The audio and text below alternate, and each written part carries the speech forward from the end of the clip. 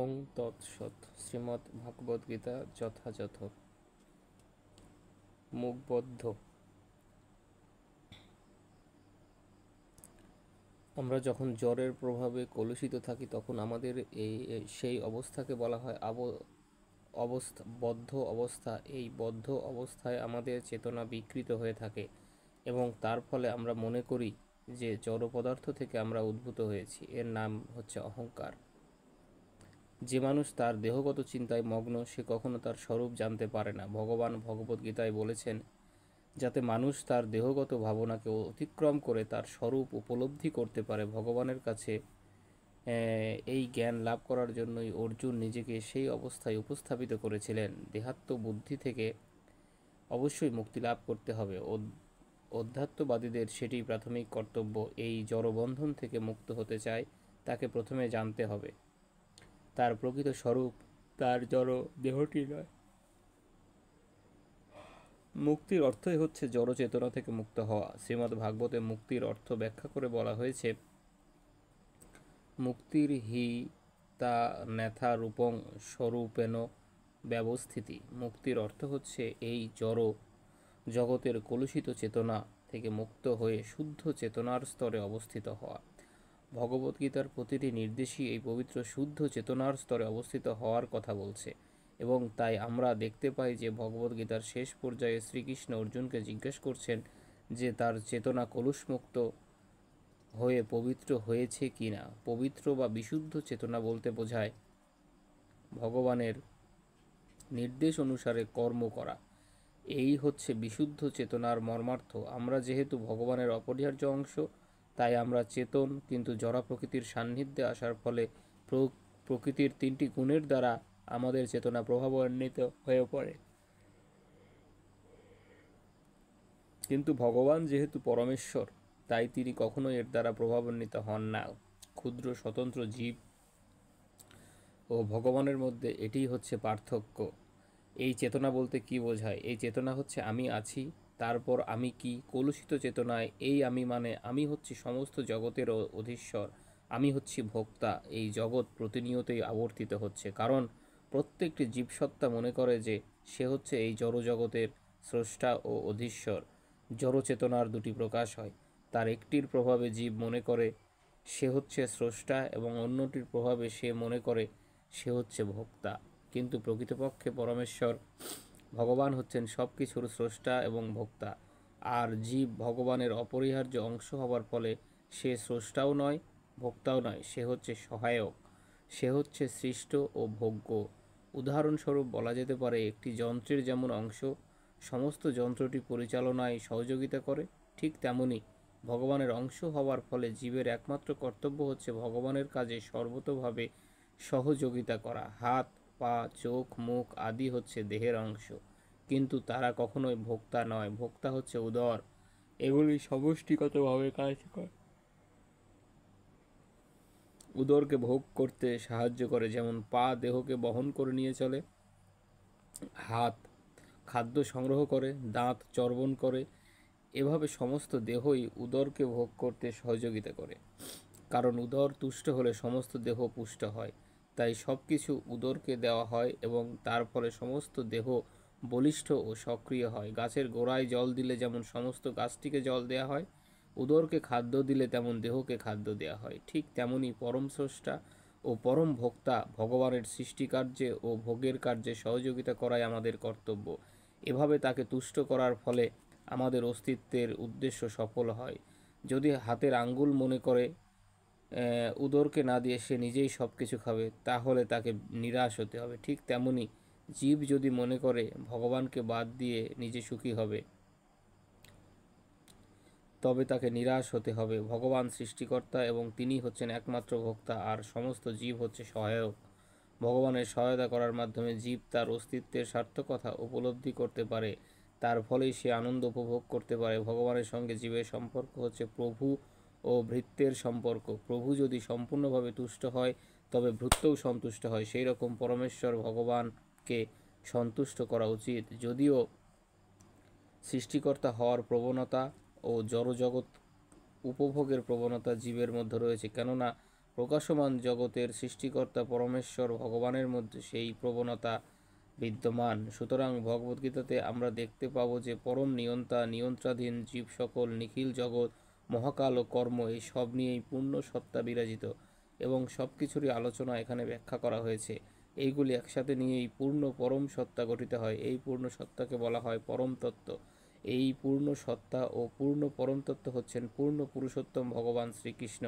তারই বিভিন্ন শক্তির ফলে সমস্ত কিছুরই অভিপ্রকাশ ঘটে থাকে। তিনি হচ্ছেন সম্যকভাবে পূর্ণ। গীতাতে একই কথা বলা হয়েছে। নির্বিশেষ ব্রহ্ম হচ্ছে পূর্ণ পরম পুরুষের অধীন। ব্রহ্মণ হি প্রতিষ্ঠাহম। নির্বিশেষ ব্রহ্মের আর বিশদ ব্যাখ্যা করে ব্রহ্মসূত্রে বলা হয়েছে যে নির্বিশেষ ব্রহ্ম হচ্ছে সূর্যরশ্মির মতো। নির্বিশেষ ব্রহ্ম হচ্ছেন পরম পুরুষোত্তম ভগবানের রশ্মি ছটা। তাই নির্বিশেষ ব্রহ্ম হচ্ছে পূর্ণ পরম তত্ত্বের অসম্পূর্ণ উপলব্ধি এবং পরমাত্মার ধারণাও সেই রকম।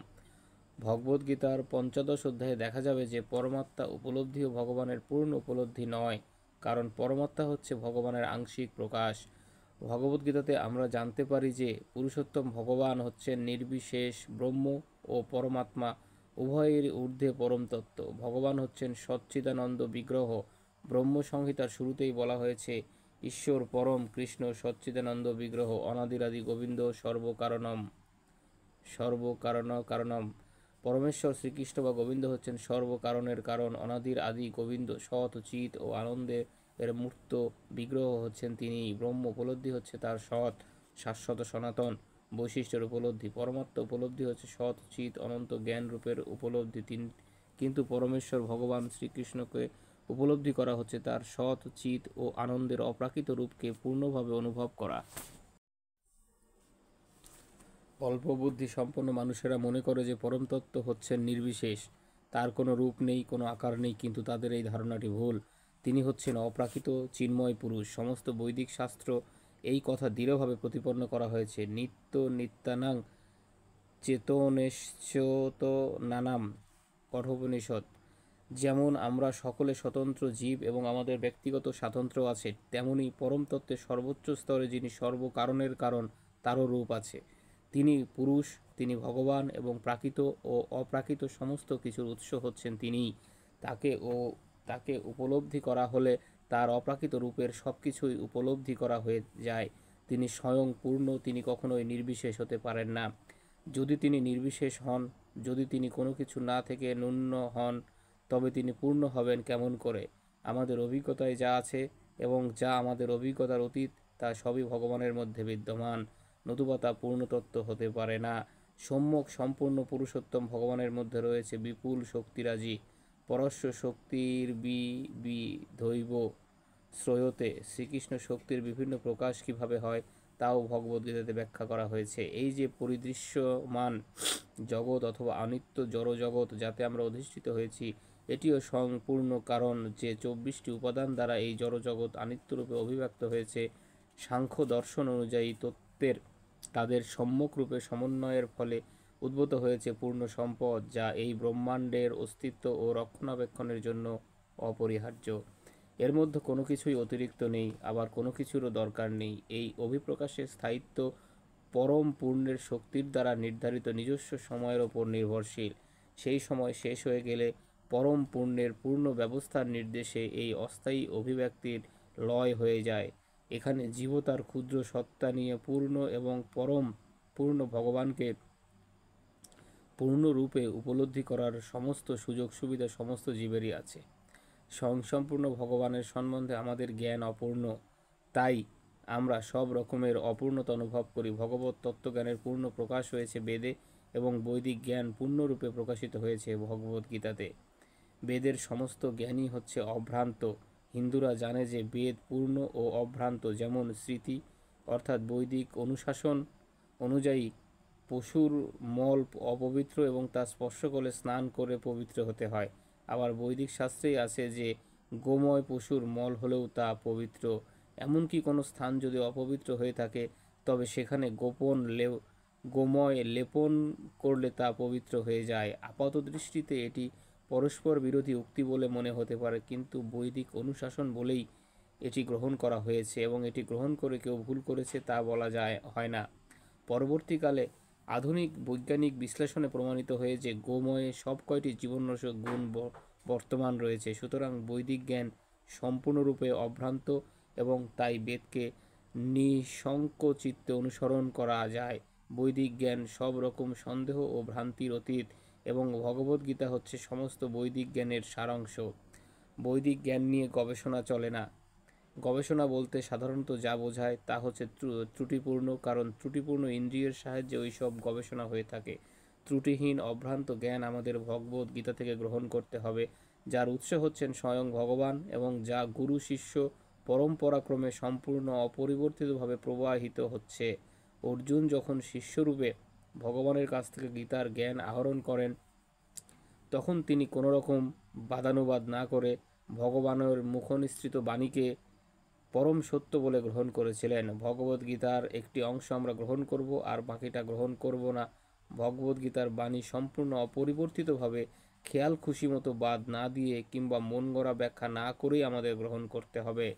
ভগবান শ্রীকৃষ্ণ অর্জুনকে যেভাবে তা বলেছিলেন ঠিক সেভাবেই ভগবদ্গীতার যথার্থ নির্দেশ গ্রহণ করতে হবে। আমাদের সবসময় মনে রাখতে হবে, গীতা হচ্ছে বৈদিক জ্ঞানের পূর্ণ প্রকাশ। বৈদিক জ্ঞান এই জড় জগতের জ্ঞান নয়, এর প্রবর্তক হচ্ছেন স্বয়ং ভগবান। তাই বেদের জ্ঞান হচ্ছে দিব্য জ্ঞান। অপ্রাকৃত উৎস থেকে বৈদিক জ্ঞান গ্রহণ করতে হয় এবং এর প্রথম বাণী নিশ্চিত হয়েছিল স্বয়ং ভগবানের কাছে থেকেই।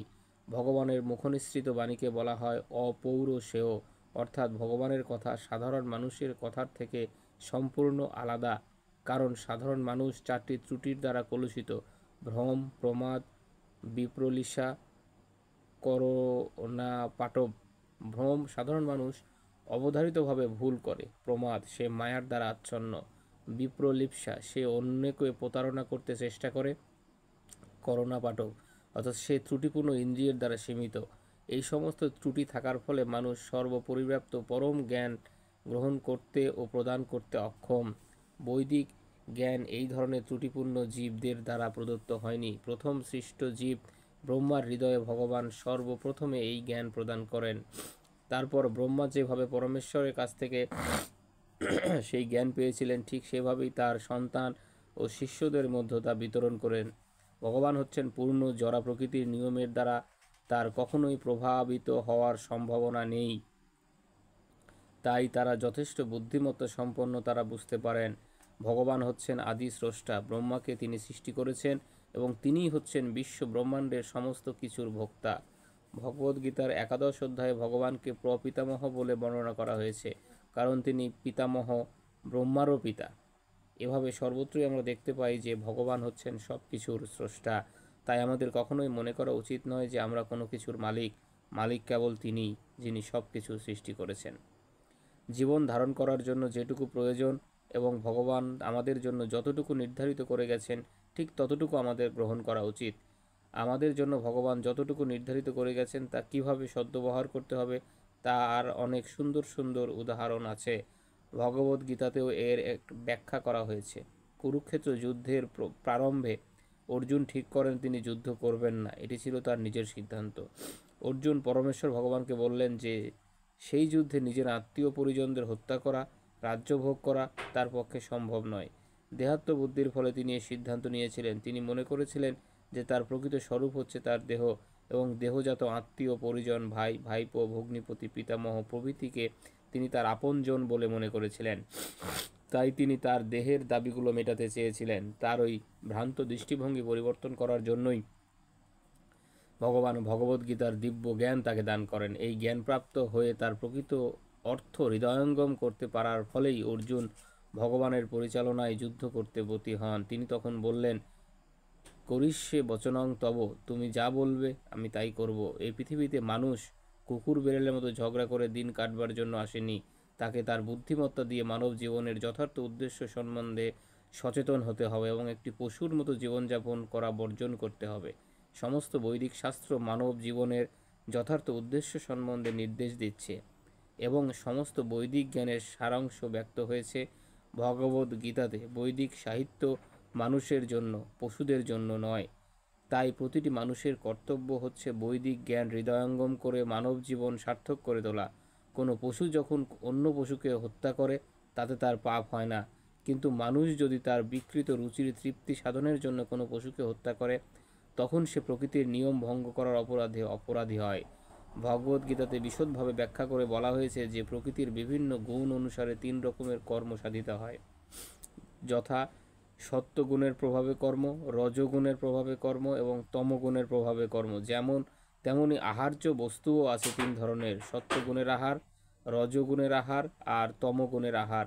এই সবই পরিষ্কারভাবে বর্ণনা করা আছে, এবং যদি আমরা ভগবদ্গীতার এই সব নির্দেশ যথাযথভাবে কাজে লাগাই তাহলে আমাদের সারা জীবন পবিত্র হয়ে উঠবে। পরিণামে আমরা এই জড়জগতের আকাশের ঊর্ধ্বে আমাদের পরম লক্ষ্যে উপনীত হতে পারব। যদ গত্যা ন নিবর্তন্তে তদ্ধাম পরমং মম। এই পরম গন্তব্যস্থলের নাম হচ্ছে সনাতন ধাম। সেই নিত্য শাশ্বত অপ্রাকৃত জগতই হচ্ছে আমাদের এই প্রকৃত আলয়। এই জড়জগতে আমরা দেখতে পাই সব কিছু অস্থায়ী, আমাদের প্রকাশ হয় কিছুকালের জন্য অবস্থান করে, কিছু ফল প্রসব করে অক্ষয় প্রাপ্ত হয় এবং তারপর একসময় তারা অদৃশ্য হয়ে যায়। এটিই হচ্ছে এই জড়জগতের ধর্ম। আমাদের এই দেহ অথবা এক টুকরো ফল অথবা অন্য যে কোনো কিছুরই দৃষ্টান্ত আমরা দিই না কেন, কিন্তু এটি অস্থায়ী জগতের অতীত।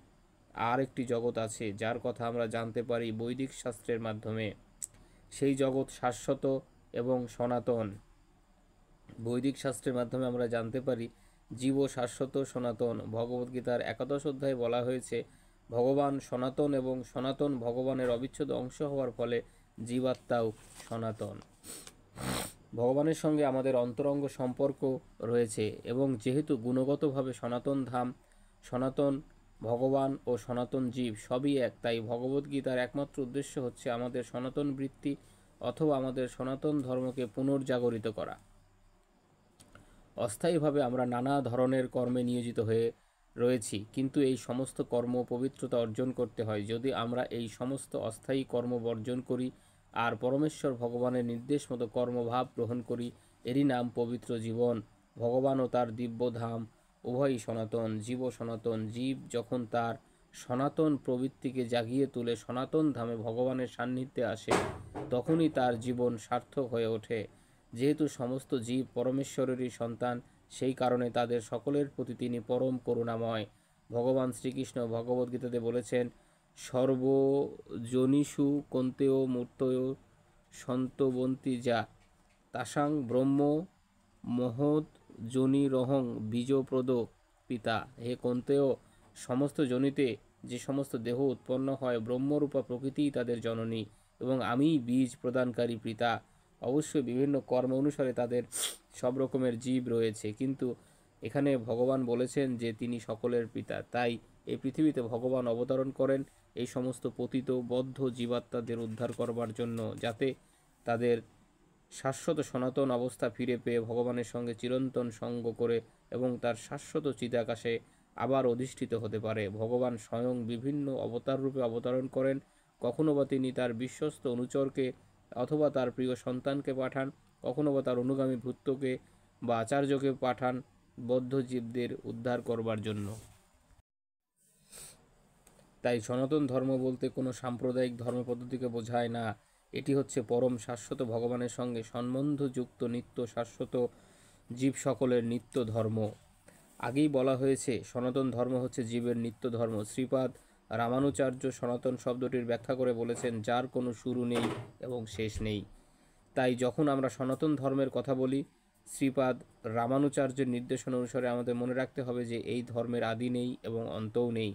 বর্তমান জগতের ধর্ম বলতে আমরা সাধারণত যা বুঝি, সনাতন ধর্ম ঠিক তা নয়। ধর্ম বলতে সাধারণত কোনো বিশ্বাসকে বোঝায়, এবং এই বিশ্বাসের পরিবর্তন হতে পারে। কোনো বিশেষ পন্থার প্রতি কারো বিশ্বাস থাকতে পারে এবং সে এই বিশ্বাসের পরিবর্তন করে অন্য কিছু গ্রহণ করতে পারে, কিন্তু সনাতন ধর্ম বলতে সেই সব কার্যকলাপকে বোঝায় যা পরিবর্তন হতে পারে না। যেমন জল থেকে তার তারল্য কখনোই বাদ দেওয়া যায় না, আগুন থেকে যেমন তাপ এবং আলোককে বাদ দেওয়া যায় না, তেমনি সনাতন জীবের সনাতন বৃত্তি জীবের থেকে আলাদা করা যায়। জীবের সঙ্গে তার সনাতন ধর্ম ওতপ্রোতভাবে জড়িয়ে আছে। সুতরাং যখন আমরা সনাতন ধর্মের কথা বলি তখন শ্রীপাদ রামানুচার্যের প্রামাণ্য ভাষ্য মেনে নিতে হবে। এবং এর কোনো আদি অন্ত নেই। যার কোনো আদি নেই, অন্ত নেই, সেই ধর্ম কখনোই সাম্প্রদায়িক হতে পারে না। এই ধর্ম সমস্ত জীবের ধর্ম। তাই তাকে কখনোই সীমার মধ্যে সীমিত রাখা যায় না। একে কোনো সম্প্রদায়ের মধ্যে রাখা চলে না। কিন্তু তবুও কিছু সাম্প্রদায়িক লোক মনে করে সনাতন ধর্মও একটি সাম্প্রদায়িক ধর্ম। কিন্তু এটি তাদের দৃষ্টিভঙ্গির সংকীর্ণতা ও বিকৃত বুদ্ধিজাত অন্ধতার প্রকাশ। আমরা যখন আধুনিক বিজ্ঞানের পরিপ্রেক্ষিতে সনাতন ধর্মের যথার্থতা বিশ্লেষণ করি তখন দেখি এই ধর্ম পৃথিবীর প্রতিটি মানুষের ধর্ম। শুধু তাই নয়, এই ধর্ম সমগ্র বিশ্ব ব্রহ্মাণ্ডের প্রতিটি জীবের ধর্ম। অসনাতন ধর্মবিশ্বাসের সূত্রপাতের ইতিহাস পৃথিবীর ইতিহাসের বর্ষপঞ্জিতে লেখা থাকতে পারে, কিন্তু সনাতন ধর্মের সূত্রপাতের কোনো ইতিহাস নেই। কারণ সনাতন ধর্ম সনাতন জীবের সঙ্গে অঙ্গাঙ্গিভাবে যুক্ত থেকেই চিরকাল বর্তমান। জীব সম্বন্ধে শাস্ত্রে বলা হয়েছে যে সে জন্ম মৃত্যুর অতীত। ভগবদ্গীতাতে বলা হয়েছে জীবের জন্ম নেই, মৃত্যুও নেই, সে শাশ্বত ও অবিনশ্বর এবং তার দেহের মৃত্যু হলেও কখনোই তার মৃত্যু হয় না। সনাতন ধর্ম বলতে যে ধর্ম বোঝায় তা আমাদের বুঝতে হবে। ধর্ম কথাটি সংস্কৃত অর্থের মাধ্যমে। ধর্ম বলতে বোঝায় যা অপরিহার্য অঙ্গরূপে কোনো কিছুর সঙ্গে অঙ্গাঙ্গিভাবে জড়িত, যেমন তাপ ও আলোক। এই দুটি গুণ আগুনের সঙ্গে অঙ্গাঙ্গিভাবে জড়িত। তাপ ও আলোক ছাড়া আগুনের কোনো রকম প্রকাশ হতে পারে না। তেমনি জীবের অপরিহার্য অঙ্গ কি? জীবের অস্তিত্বের প্রকাশ কিভাবে হয়? তার নিত্য সঙ্গীরূপে যা তার সঙ্গে চিরকাল বিদ্যমান তা কি? তার এই নিত্য সঙ্গী হচ্ছে তার শাশ্বত গুণ বৈশিষ্ট্য, এবং এই শাশ্বত গুণ বৈশিষ্ট্যই হচ্ছে তার সনাতন ধর্ম। সনাতন গোস্বামী যখন শ্রী চৈতন্য মহাপ্রভুকে জীবের স্বরূপ সম্বন্ধে জিজ্ঞাসা করলেন তখন শ্রী চৈতন্য মহাপ্রভু বলেন, জীবের স্বরূপ হয় কৃষ্ণের নিত্যদাস। পরম পুরুষোত্তম ভগবানের নিত্যদাসী হচ্ছে জীবের স্বরূপ বৈশিষ্ট্য। শ্রীমন মহাপ্রভুর এই উক্তির বিশ্লেষণ যদি আমরা করি তাহলে আমরা সহজেই বুঝতে পারি যে প্রতিটি জীবই সর্বক্ষণ কারো না কারো সেবায় ব্যস্ত। এভাবে অপরের সেবা করার মাধ্যমে জীব ও জীবনকে উপভোগ করে। নিচু স্তরের পশুরা ভৃত্য যেভাবে প্রভুর সেবা করে ঠিক সেভাবে মানুষের সেবা করে। মানুষের ক্ষেত্রে আমরা দেখতে পাই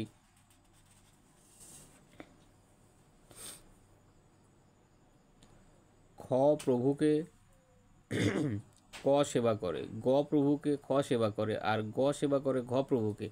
এভাবে সকলেই কারো না কারো দাসত্ব করে চলেছে। এই পরিবেশ আমরা দেখতে পাই বন্ধু বন্ধুর সেবা করে, মা সন্তানের সেবা করে, স্ত্রী স্বামীর সেবা করে, স্বামী স্ত্রীর সেবা করে ইত্যাদি।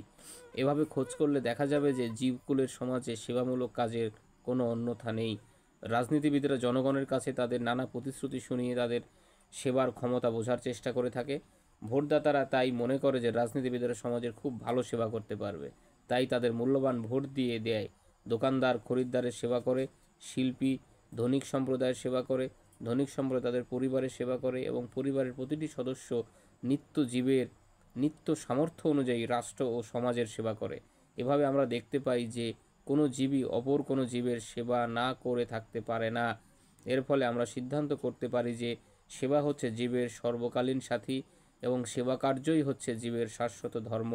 তবুও মানুষ দেশকাল পাত্র অনুসারে হিন্দু, মুসলমান, খ্রিস্টান, বৌদ্ধ ইত্যাদির ভিন্ন ভিন্ন বিশ্বাসের সঙ্গে নিজেদের যুক্ত করার ফলে ভিন্ন ভিন্ন ধর্মাবলম্বী হয়ে পড়ে। তাই এই ধরনের ধর্মবিশ্বাস কখনো সনাতন ধর্ম নয়। কোনো হিন্দু তার বিশ্বাস পরিবর্তন করে মুসলমান হতে পারে, অথবা কোনো মুসলমান তার ধর্ম পরিবর্তন করে হিন্দু হতে পারে, কিংবা কোনো খ্রিস্টান তার বিশ্বাস বদলাতে পারে। কিন্তু এই ধর্ম বিশ্বাসের পরিবর্তন হলেও অপরকে সেবা করার যে শাশ্বত প্রবৃত্তি মানুষের আছে তার কোনো পরিবর্তন হয় না।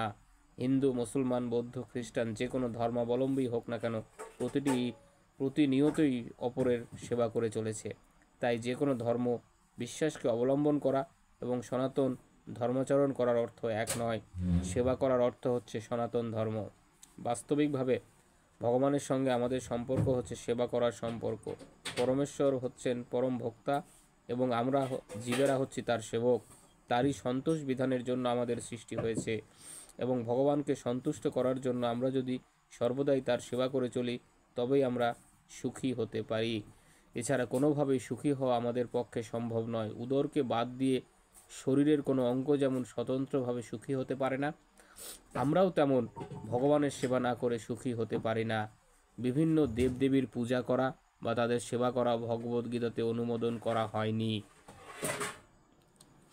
সপ্তম অধ্যায়ের 20 শ্লোকে বলা হয়েছে, কা মৈস্তি স্তৈহ ত জ্ঞানা প্রপন্দে হন্য দেবতা তং তং নিয়ম মাস্থায় প্রকৃতা নিয়তা সয়া। জড়জাগতিক কামনা বাসনা দ্বারা যাদের জ্ঞান অপহৃত হয়েছে, তারা তাদের স্বীয় স্বভাব অনুযায়ী এই পূজার বিশেষ নিয়মবিধি পালন করে বিভিন্ন দেবদেবীর শরণাগত হয়। এখানে পরিষ্কারভাবে বলা হয়েছে যে যারা কামনা বাসনা দ্বারা পরিচালিত হয়, তারা পরমেশ্বর ভগবান শ্রীকৃষ্ণের সেবা না করে বিভিন্ন দেবদেবীর পূজা করে।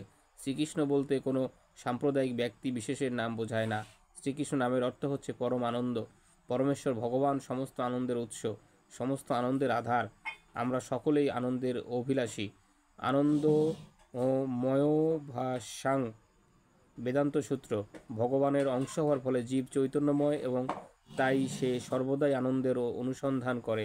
ভগবান সদা আনন্দময়, তিনি সমস্ত আনন্দের আধার। তাই জীব যখন ভগবন্মুখী হয়ে সর্বতোভাবে ভগবানের সেবাপরায়ণ হয়ে তার সান্নিধ্যে আসে, তখন তার চিরবাঞ্ছিত দিব্য আনন্দ সেও অনুভব করতে পারে।